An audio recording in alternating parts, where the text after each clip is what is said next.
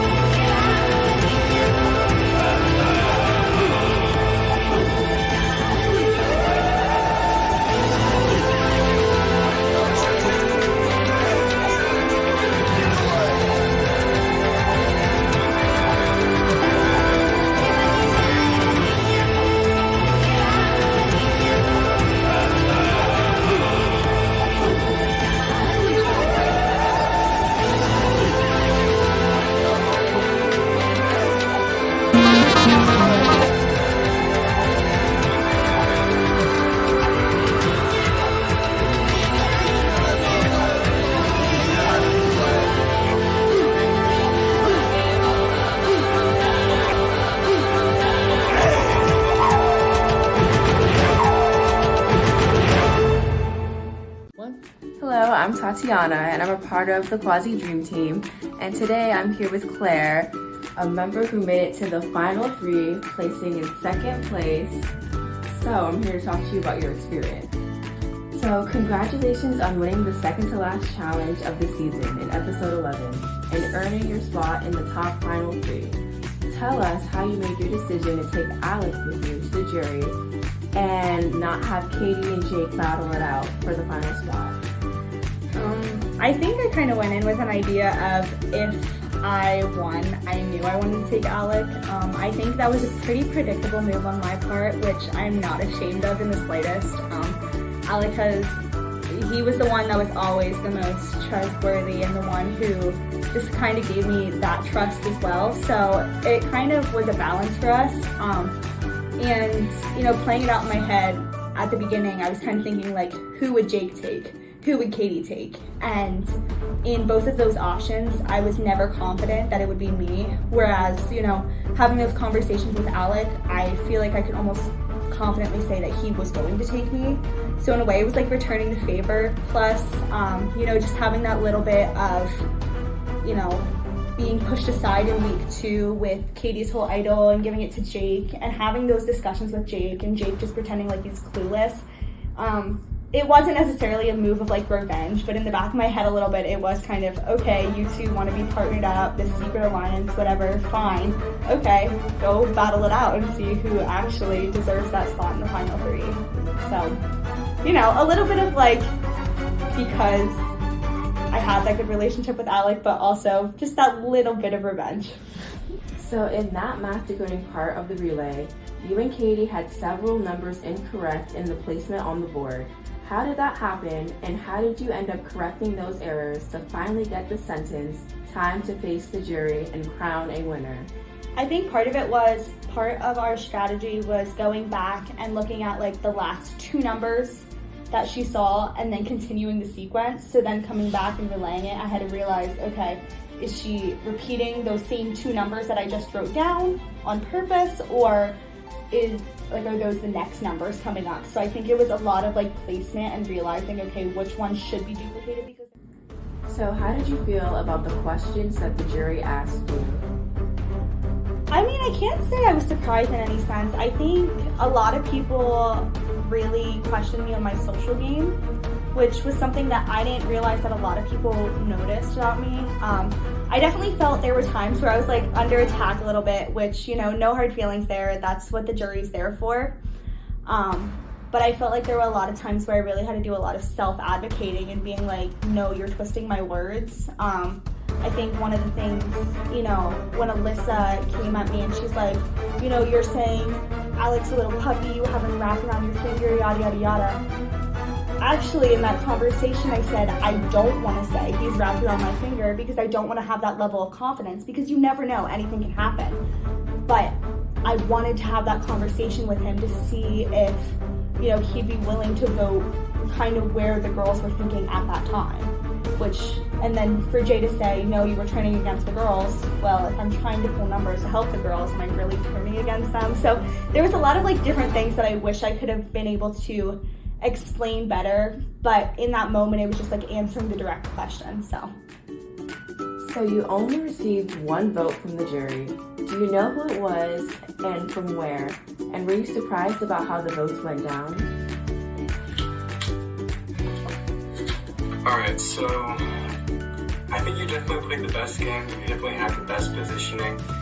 You were very good at lying and also telling the truth at the same time. So I think you definitely deserve it. But this was definitely a tough vote for me for between you and Jake. So, congrats.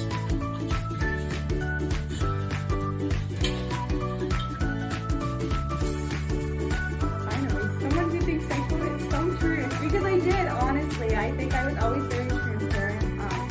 Even in the times where, you know, people are like, oh, that was a complete blindside. I'm like, no, like I told them ahead of time that they were going.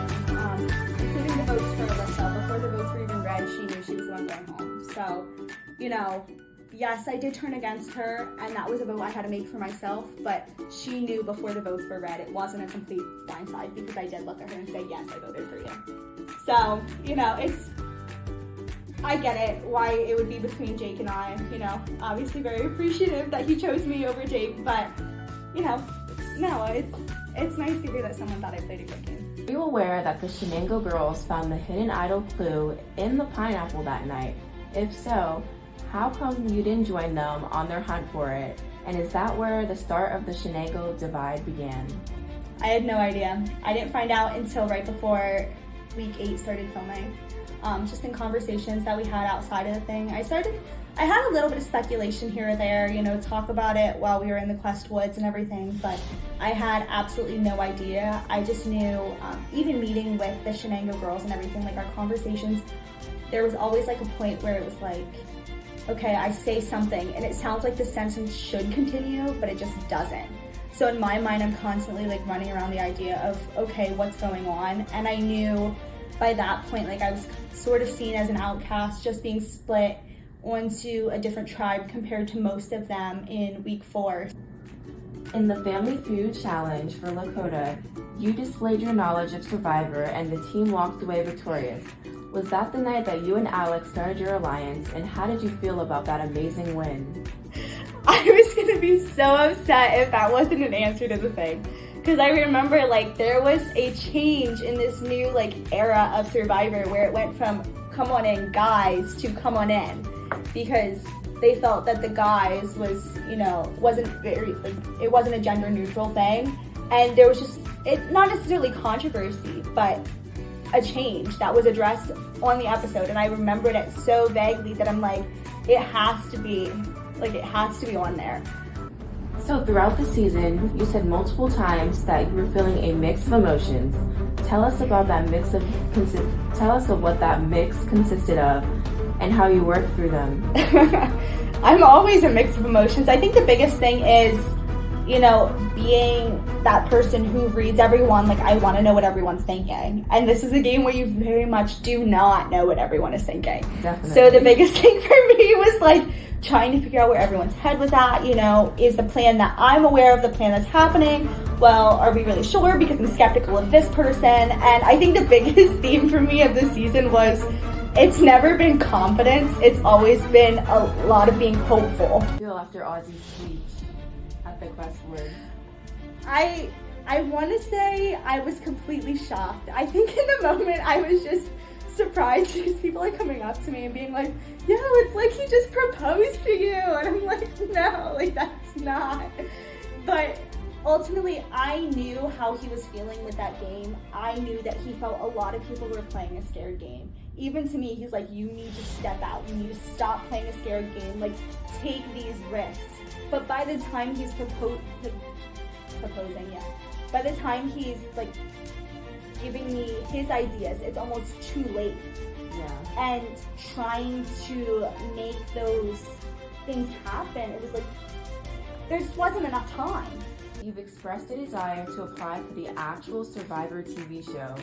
Are you still planning to do that? And what have you learned from this experience that you feel could help you if you were to get on the actual show? Oh, 100%. I would love to be on the actual show. And I know it's completely different, you know, you're living on an island there and everything, but I just love the whole aspect of the show. I think I showed myself areas where I could improve in terms of strength, but I also showed a lot stronger social game than I expected myself to have. I expected myself to be a little more quiet and reserved, and I think throughout the game, not necessarily being forced to have those conversations, but almost having to have those conversations in order to survive. Being split up from most of the girls and, you know, starting to work with the guys, like that was not something that I saw myself having to do, but it really required me to step up my game there. So actually talking to my mom afterwards, because she was able to come to the final episode, which was really nice. Talking to her afterwards, she goes, wow, maybe you should have gone to school to be a politician. Because she's like, you just kept talking and talking and talking. She's like, I almost thought I was going to have to cut you off. So how did you feel when Brady kept telling you that you're in the driver's seat of the game, being in between the girls and the boys? It was definitely like a wake-up call in a sense of like, okay, people are actually seeing what I'm doing. I think I was partially in the driver's seat because I wasn't anyone's passenger.